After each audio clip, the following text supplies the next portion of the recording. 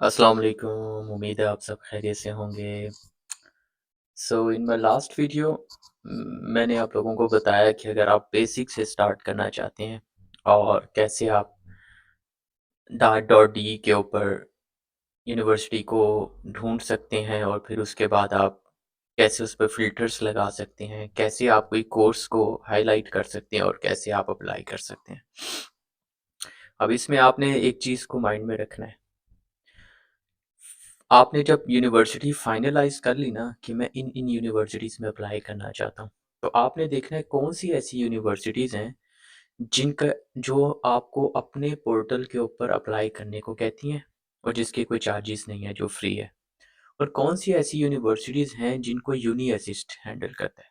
तो आज की वीडियो के अंदर हम लोग सेल्फ पोर्टल यूनिवर्सिटीज़ को भी डिस्कस करेंगे, जहाँ पर आप अपने पैसे बचा सकते हैं।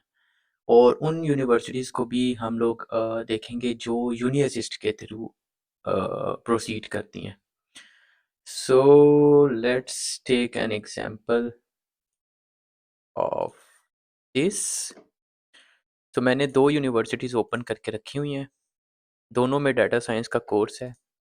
एक तो RWTH आखन यूनिवर्सिटी है। मैंने खुद आखन यूनिवर्सिटी में अप्लाई किया था और इट में एडमिशन लिया था। मैंने वही हैक यूज़ हुआ था मेरा, जिसमें मैंने न्यू कोर्स को टारगेट किया था। तो मुझे बगैर GRE के, बगैर किसी चीज़ के, इवन दो कि मैं कुछ रिक्वायरमेंट्स में पूरा भी नहीं उतरा, लेकिन उन्होंने मुझे एडमिशन दे दिया था। तो मैं पिछले 4 साल से इसी यूनिवर्सिटी के अंदर इनरोल रहा, लेकिन अनफॉर्चुनेटली ये कोर्स चल नहीं पाया, तो जिसकी वजह से इस कोर्स को एंड कर रहे हैं और मुझे अलाउ किया गया है कि मैं किसी और यूनिवर्सिटी में एडमिशन ले लूँ। इसके ऊपर भी मैं एक वीडियो बनाऊँगा और जिसमें मैं बताऊँगा कि कैसे मुझे दोबारा एक दफ़ा एक प्रोसेस से गुज़रना पड़ा और फिर मैं दोबारा से दूसरी यूनिवर्सिटी में अप्लाई किया, एडमिशन लिया और उसके बाद फर्दर मैं चलूँगा। Registration and requirement, uni assist आ गया, ठीक है। Please have your school and bachelor certificate checked first by uni assist to get a VPT। अब VPT एक और चीज़ है और before applying to Hamburg University, फिर आप यूनी असिस्ट में अप्लाई करते हैं, ये VPT मिलता है। VPT के बाद आप दोबारा हैम्बर्ग ऑनलाइन एप्लीकेशन में अप्लाई करके उसमें आप अपना ये VPT डाल दें। लेकिन मेरा मकसद सिर्फ आपको ये बताना है कि आप यूनी असिस्ट के थ्रू कैसे अप्लाई कर सकते हैं और डायरेक्ट सेल्फ पोर्टल के ऊपर कैसे अप्लाई कर सकते हैं। तो फॉर एग्जांपल सबसे पहले हम आते हैं सेल्फ पोर्टल के। मैं कहता हूँ self portal is better, cost effective. कुछ यूनिवर्सिटीज़ आपसे 30 यूरो 40 यूरो चार्ज करेंगी और आपको कहेंगी कि आप वो हमें पे कर दें और उसके बाद आप अप्लाई कर सकते हैं। छोटी यूनिवर्सिटीज़ भी हैं, बड़ी यूनिवर्सिटीज़ भी हैं। जैसे आब इतिहार है, अब ये तो बिल्कुल भी नहीं लेती, कुछ चार्जेस इसके नहीं हैं अप्लाई करने के। आप सिंपल रजिस्ट्रेशन करवाएँ पोर्टल पे जाके और फॉर एग्ज़ाम्पल ये हम इसके पोर्टल पे आए, ये इसका पोर्टल आ गया। अब ये तो ख़ैर मेरी आईडीज़ वग़ैरह हैं, तो यहाँ से आपने जाके लॉगिन फॉर एप्लीकेंट्स है, यहाँ आपने रजिस्ट्रेशन करनी है और रजिस्ट्रेशन करने के बाद आपने register with if you are currently not a student at आविदा यू हैव टू रजिस्टर। आपने रजिस्टर करना है, यहाँ पे आप अपनी सारी बेसिक इन्फॉर्मेशन डालनी है, कंफर्म डाटा करना है, तो आपको एक अकाउंट बन जाएगा। उस अकाउंट के अंदर जाके आपने एप्लीकेशन को फ़ाइल कर देना है। सिंपल सा रूल है, कोई इसमें लॉजिक नहीं है कि ये करें, वो करें। इसी के अंदर वो आपसे पूछेंगे कि आपने किस तरीके से आपका नाम क्या है, आपका एड्रेस क्या है। आपने उसमें अपना पाकिस्तान का एड्रेस डालें, कोई मसले वाली बात नहीं है। आपसे डॉक्यूमेंट्स माँगेंगे, आपके सारे डॉक्यूमेंट्स रेडी होने चाहिए। जिसमें आपकी bachelor degree, transcripts, matric second year और एंट्रेंस क्वालिफिकेशन। मेक श्योर के सेकंड ईयर की जो सर्टिफिकेट होता है उसको बोलते हैं वो, इंग्लिश लैंग्वेज सर्टिफिकेट, आइल्स और टॉफल जो भी आपने किया हुआ है, वो सारी डिटेल्स आप इसके अंदर डालेंगे जब आपका पोर्टल बन जाएगा। और इस पोर्टल के अंदर जाने के बाद और दैट्स इट। फिर आपका आपने सारी चीज़ें डालकर अपना मोटिवेशन लेटर, सारे डॉक्यूमेंट्स अपलोड करने हैं और सबमिट कर देना है। जो भी आपको रिज़ल्ट आएगा वो आपके इस पोर्टल के ऊपर आ जाएगा। सो ये यूनी असिस्ट का पोर्टल आ गया। मेरी चीज़ों में कुछ नई चीज़ नहीं है, ये चीज़ें लोगों ने ऑलरेडी एक्सप्लेन की हुई हैं। कुछ भी इसमें नया नहीं है। मैंने जस्ट बेसिक अप्रोच की है क्योंकि काफ़ी लोगों को नहीं पता कि चीज़ें किस तरीके से होती हैं। तो बस उस पॉइंट ऑफ व्यू से कि उन्हें पता हो कि ये क्या है। सो यूनिसिस्ट क्या है? यूनिसिस्ट एक मिडल मैन का काम करता है। काफ़ी यूनिवर्सिटीज़ कहती हैं अच्छा भाई आप यूनिसिस्ट को सारे डॉक्यूमेंट दे दो, वो अपनी कुछ फ़ीस लेगा, वो उसको प्रोसेस करेगा, वो डॉक्यूमेंट्स हमें पहुँचाएगा। हमें अगर तुम एलिजिबल लगे तो हम तुम्हें एडमिशन दे देंगे। अगर मुझे हमें तुम एलिजिबल ना लगे तो हम तुम्हें रिजेक्ट कर देंगे।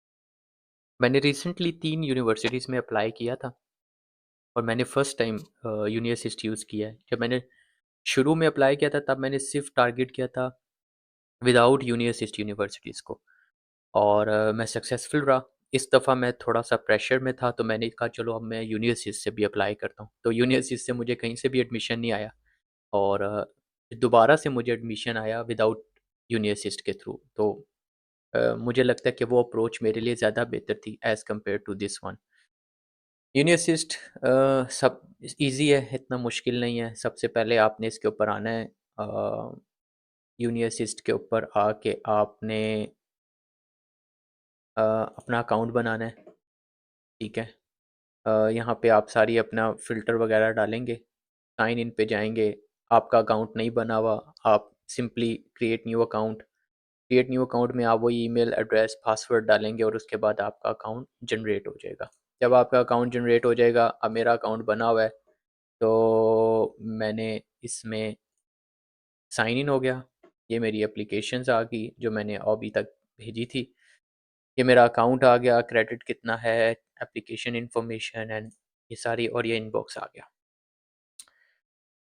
मैं चाहता हूँ कि विंटर तो चला गया, मैं चाहता हूँ कि मैं अब समर में अप्लाई करूँ, तो मैं कहता हूँ कि समर 2026 यूनिवर्सिटीज़ ये सारी यूनिवर्सिटीज़ आ जाएँगी जिनमें आप अप्लाई कर सकते हैं, आपकी मर्ज़ी है। जिनके अभी एडमिशन्स ओपन है, फॉर एग्ज़ाम्पल अभी मैं क्लोन में रह रहा हूँ, तो मैं क्लोन ले लेता हूँ कि मैं क्लोन में अप्लाई करना चाहता हूँ। Federal state, North Rhine, type of degree, masters. मैं कहता हूँ यार सारे कोर्सेज़ दिखाओ मुझे इस वक़्त कौन से हैं क्योंकि अक्सर ऐसा होता है कि कुछ कोर्सेज़ आपको नज़र नहीं आएँगे क्योंकि उनकी डेडलाइन्स उनकी अभी डेट्स ही नहीं आई कि जब से वो स्टार्ट हो। फॉर एग्ज़ाम्पल ये अभी आपने देखा है कि सिर्फ़ उसने मुझे एक यूनिवर्सिटी का दिया है टेक्नीशियन होक्सचुले क्लोन का लाइब्रेरी एंड इंफॉर्मेशन मैनेजमेंट के हवाले से। कोई रॉकेट साइंस नहीं है, आसान है। आपने वही चीज़ें करनी है, वही डॉक्यूमेंट्स अपलोड करने हैं जो उसमें करने हैं। फॉर एग्ज़ाम्पल अब मैं कहता हूँ एग्ज़ाम्पल ले लेते हैं कि मैं इस यूनिवर्सिटी में अप्लाई करना चाहता हूँ। ये मैंने डिटेल्स देखी, अच्छा भई इसको मैंने ट्रांसलेट कर लिया इंग्लिश में, ओके हो गया। फुल टाइम ठीक है, further education, full time library, on campus study, information about the program and admission requirement can be found at this। यहाँ पे मैं एक चीज़ बोलूँगा कि आपने पहले इधर जाना है। यहाँ जाके आपने सारी रिक्वायरमेंट पढ़नी है। अगर आप क्लोन में अप्लाई कर रहे हैं, आपने यहाँ पे जाके सारी रिक्वायरमेंट पढ़नी है कि उन्होंने मेरे से क्या डाटा माँगा है, क्या इन्फॉर्मेशन माँगी है, किस कितने किस सब्जेक्ट्स में कितने मार्क्स होने चाहिए, आइल्स कित एक्सपायर हो या ना हो, इंग्लिश प्रोफिशिएंसी सर्टिफिकेट काम करेगा, नहीं करेगा, मोटिवेशन लेटर, ये ईच एंड एवरीथिंग आपने पहले यहाँ से पढ़नी है। फिर आपने उस वेबसाइट पे जाना है और जाकर अप्लाई करना है। ऐसा ना हो कि आप लोग बस जो इस यूनिवर्सिटीज़ को इस इधर जो लिखा है और आपने बस इसको कहा जी मैं ये वाली सिलेक्ट करता हूँ, ये एडिट हो गया। मैंने क्लोन चूज़ की, मैंने कहा मैं क्लोन में अप्लाई करना चाहता हूँ। तो अभी सबसे पहले मुझे क्या नज़र आ रहा है कि मैंने कुछ एडिशनल एप्लीकेशन रिलेटेड क्वेश्चंस का आंसर करना है। मैं चाहूँ तो इसको रिमूव कर सकता हूँ। एडमिशन टाइप फ्री है, ठीक है? इसमें कोई भी अच्छा फ्री का मतलब ये है कि कोई भी आ सकता है, ठीक है? मतलब इसकी कोई लिमिट नहीं है कि 500 बच्चा चाहिए, 10 बच्चा चाहिए, 50 बच्चा चाहिए, कोई भी अप्लाई कर सकता है और अगर उनको क्राइटेरिया वाइज़ वो देखते हैं हर कंट्री का और अगर आपकी प्रोफ़ाइल उन्हें सूटेबल लगती है तो वो आपको एडमिशन दे देंगे। अगर यहाँ पे होता कि रिस्ट्रिक्टेड एडमिशन, तो फिर उनका क्राइटेरिया टफ़ होता है और वो क्वालिफ़ाई स्टूडेंट्स को और अच्छे स्टूडेंट्स को ही करते हैं, और अगर आपकी प्रोफ़ाइल थोड़ी-सी अच्छी नहीं है तो शायद आपको वो एडमिशन ना दें, शायद दे भी दें। Okay then, fees €75 for one application.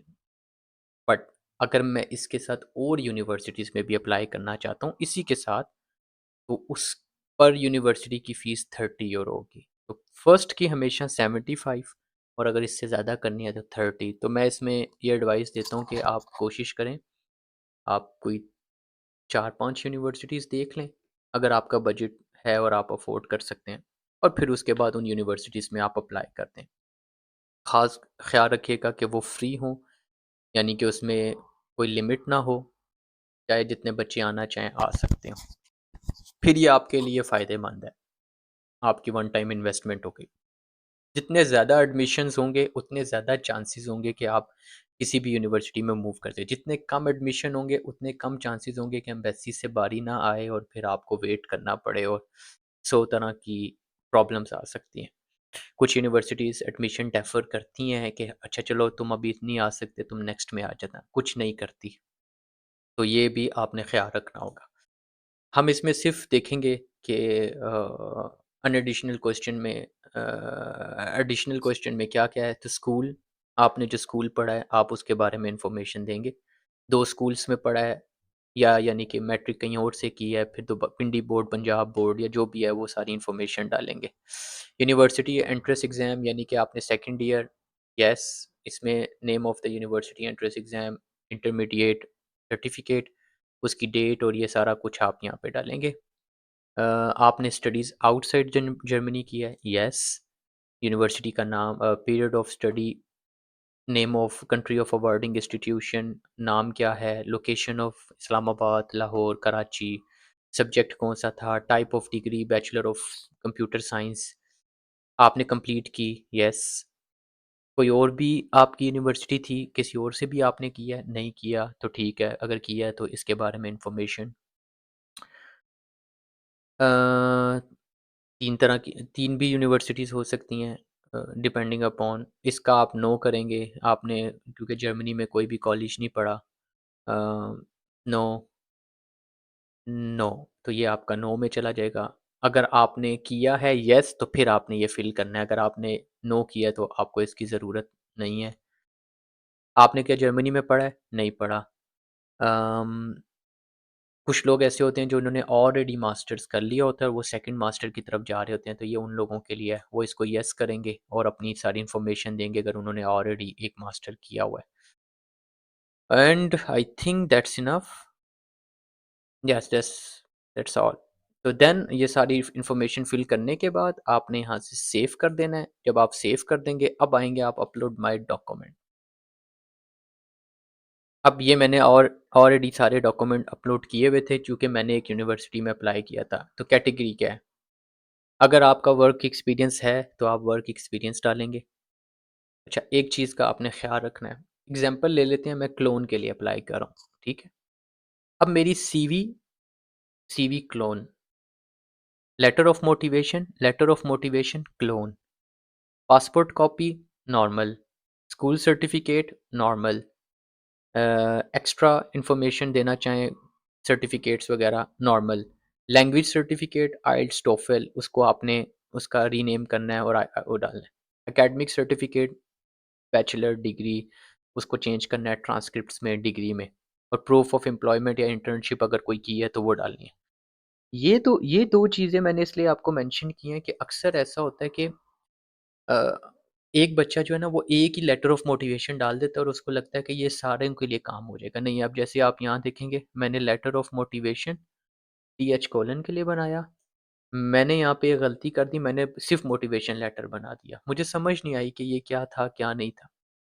तो यहाँ पे आपने बहुत ख़्याल रखना है कि जिस यूनिवर्सिटी में, अगर आप एक से ज़्यादा यूनिवर्सिटीज़ में अप्लाई कर रहे हैं, तो उस यूनिवर्सिटी का ही आपने नाम लिखना है और उसके नाम से मोटिवेशन लेटर बनाना है, ठीक है? सवाल पैदा होता है कि यार फिर तो वो कहेंगे कि एक में तुमने ये लिखा है, एक में तुमने ये लिखा है, डज़न्ट मैटर। आप अपना बता रहे हैं कि आपका बैकग्राउंड क्या है और कैसे वो इस डिग्री के साथ अलाइन करता है, और कैसे आप इसको फ्यूचर में सक्सीड करेंगे और कैसे ये यूनिवर्सिटी आपको हेल्प करेगी। खैर, आपने यहाँ से चूज़ किया कि मैं सीवी अपलोड करना चाहता हूँ, यहाँ से आपने सीवी के ऊपर इस पे क्लिक किया। आपकी जो भी सीवी जहाँ पे भी पड़ी है आपने उठाई और उठा के उसको अपलोड कर दिया। इस तरीके से सारे आपके जब अपलोड हो जाएँगे, दैट्स इट, आप वापस आएँगे। यहाँ आने के बाद आप इधर से चूज़ पेमेंट मेथड करेंगे और चूज़ पेमेंट पेमेंट मेथड मेरी इसलिए नहीं आ रही क्योंकि मैंने अभी वो अनआंसर्ड क्वेश्चंस भी नहीं किए। तो चूज़ पेमेंट करने के बाद आप जो भी पेमेंट मेथड यूज़ करना चाहें, इंटरनेशनल कार्ड, क्रेडिट कार्ड या आपका कोई दोस्त, रिश्तेदार जर्मनी में रहता है तो वो आपके लिए पे कर दे, दैट्स इट। ये सिंपल सा प्रोसेस है। फिर ये अपना एक वक़्त लेंगे, फिर उसके बाद आपको नोटिफ़िकेशन आ जाएगा। अगर कुछ मिसिंग डॉक्यूमेंट्स होंगे तो ये आपको खुद बताएँगे कि आपके ये मिसिंग डॉक्यूमेंट्स हैं और आप इसको अपलोड करें, आप वो अपलोड कर दीजिएगा और दैट्स इट। मेरे ख़्याल में मैं आपको ये दिखा देता हूँ, ये मैंने अप्लाई किया था 2025-2026 के लिए। अच्छा, इसमें मेरे से एक गलती ये हुई कि मेरा आइल्टिस एक्सपायर था, तो उन्होंने मुझसे अ, हालाँकि मैंने कोर्स जो है वो फ्री चूज़ किया था, लेकिन मेरा आइल्टिस एक्सपायर था तो उन्होंने मेरी एप्लीकेशन आगे ही नहीं भेजी और वो मेरे पैसे ज़ाया हो गए, 30 यूरो मैंने यहाँ पे लॉस हुआ मेरा। इधर मेरा उन्होंने भेज दिया लेकिन उन्होंने कहा कि तुम्हारे से अच्छी प्रोफ़ाइल्स आई हुई हैं, लिहाज़ा हम तुम्हें एडमिशन नहीं दे सकते। और इसमें एक और था, वहाँ पे भी मैंने अप्लाई किया था लेकिन उसका भी एज़ सच मुझे कोई अच्छा ख़ास रिस्पॉन्स नहीं आया। सो दैट्स इट मेरे ख़्याल में। हाँ, कुछ लोग कहते हैं कि हम रिफ़ंड लेना चाहते हैं या हम इसको मतलब मैंने अप्लाई नहीं करना, मैं बस चाहता हूँ कि मुझे पैसे वापस मिल जाएँ। तो उसके लिए आई गेस आप रिफ़ंड के लिए अप्लाई करते हैं और आप अपनी बैंक डिटेल्स देते हैं और उसके अंदर वो आपके पैसे वापस आ जाते हैं। लेकिन ये आपने टाइमली मैनर से करना है, डेडलाइन से पहले करना है, ये नहीं कि डेडलाइन के बाद आप करें। तो ये यूनी असिस्ट है और दूसरा ऑप्शन मैंने आपको बताया है सेल्फ पोर्टल एप्लीकेशंस। ये अब आपके ऊपर है, आप किसको चूज़ करते हैं। Once again thank you so much and देखते रहिए मिस्टर बीडी